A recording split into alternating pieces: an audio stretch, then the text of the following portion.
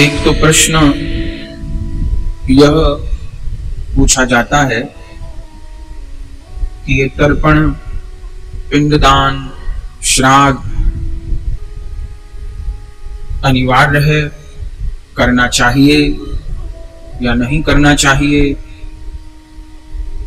अनेक वैष्णवों का भी ये प्रश्न होता है कि हम तो वैष्णव हो गए, अब हरि भक्ति करते हैं, तो हमको ये सब करना चाहिए या नहीं करना चाहिए।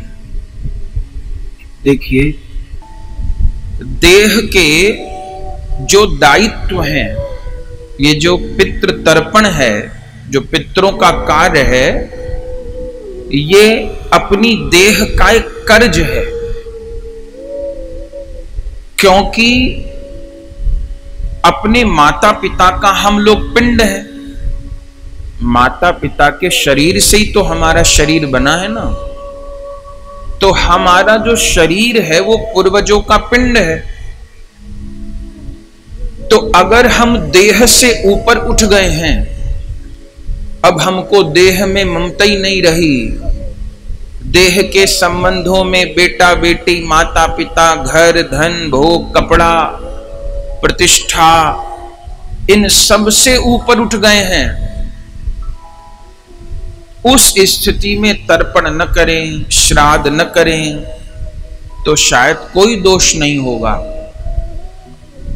पर अगर देह से आसक्ति जुड़ी है, अपनी देह में भी खूब आसक्ति है, और देह के जो संबंध हैं, बेटा बेटी, बहू, पोता पोती, रिश्तेदार, शरीर की सुविधा, भोग विलास, इन सब में ममता बनी है, और ये कहें कि हम भजन करते हैं तो तर्पण करने की क्या जरूरत है, पिंडदान की क्या जरूरत है, श्राद्ध की क्या जरूरत है, ये बेईमानी हो।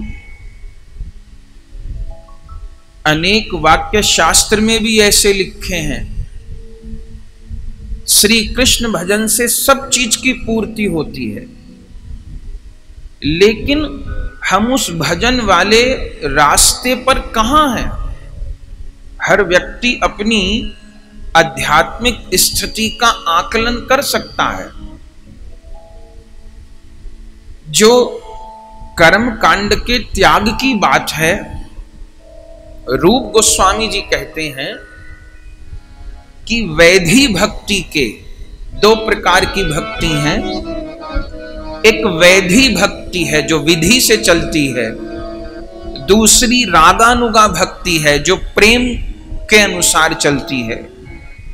श्री रूप गोस्वामी जी आज्ञा करते हैं कि रागानुगा भक्ति के हम लोग साधक हैं, हमारा लक्ष्य श्यामा श्याम का दिव्य प्रेम ही है, दिव्य निकुंज ही है, ये बिल्कुल सत्य है। लेकिन जो विधि मार्ग है, जो वैधि भक्ति है, उसकी उन्हीं बातों को नहीं मानना है जो अपने भक्ति मार्ग में बाधा देती हैं, उन बातों को नहीं मानना है। लेकिन वैधि भक्ति की जो बातें बाधा नहीं देती हैं, जो बातें, जो आचरण भक्ति में अवरोध नहीं करते हैं, उनको मानना है।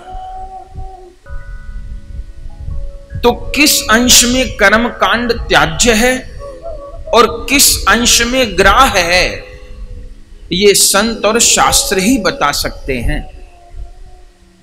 तो अगर हम शरीर से, संसार से, संबंधों से ऊपर उठ गए हैं, अब देह में थोड़ी भी आसक्ति नहीं रह गई है, इस कोटि के कृष्ण प्रेम में डूब गए हैं, तब तो कुछ मत मानिए, कुछ मत करिए।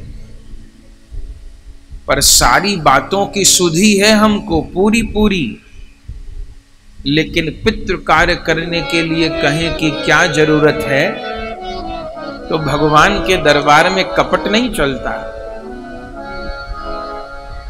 तो पितृ कार्य सबको करना चाहिए, वैष्णव को भी करना चाहिए, अवैष्णव को भी करना चाहिए, सबको करना चाहिए।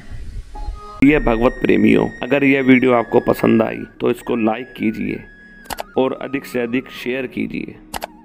परम पूज्य श्री गौरदास जी महाराज जी के YouTube चैनल को सब्सक्राइब करें।